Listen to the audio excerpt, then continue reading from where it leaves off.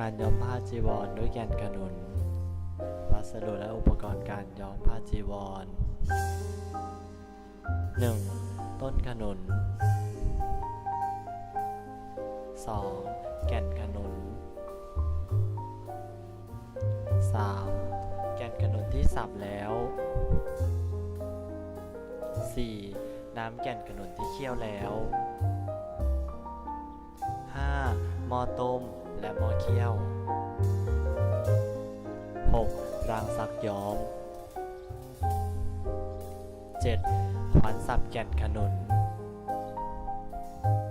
8. ผ้าที่ตัดเย็บแล้ว ขั้นตอนการย้อมผ้าจีวรจากสีแก่นขนุนมีทั้งหมด 8 ขั้นตอน ขั้นตอนที่ 1 เตรียมต้นขนุน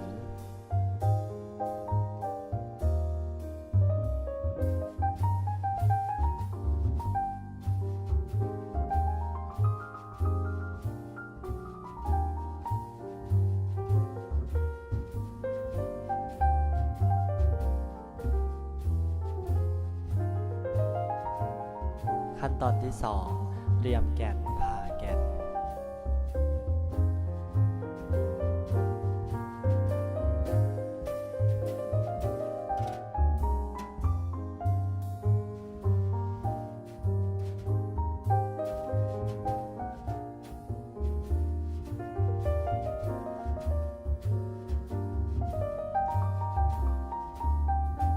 ขั้นตอนที่ 3 ต้มแก่น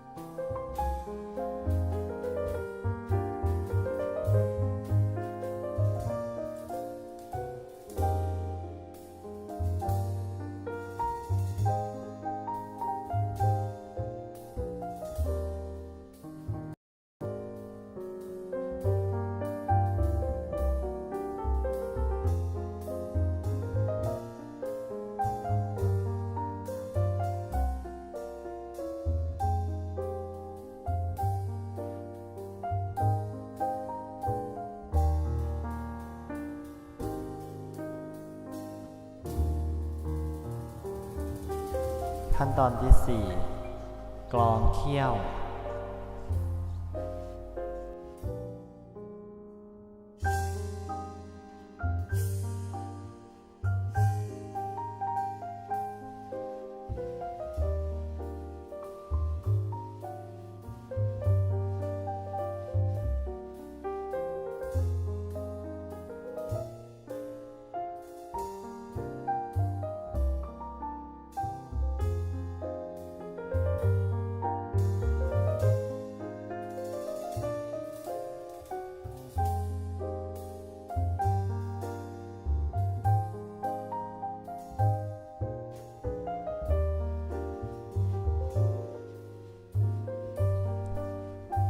ขั้นตอนที่ 5 น้ำจากแก่นขนุน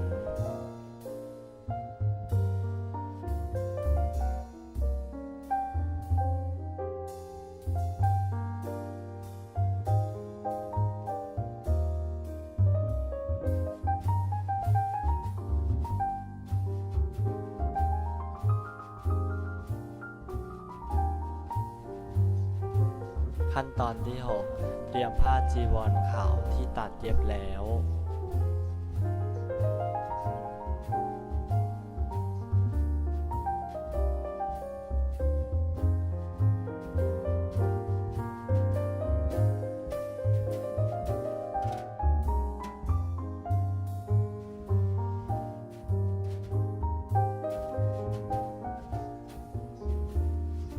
ขั้นตอนที่ 7 ซักย้อม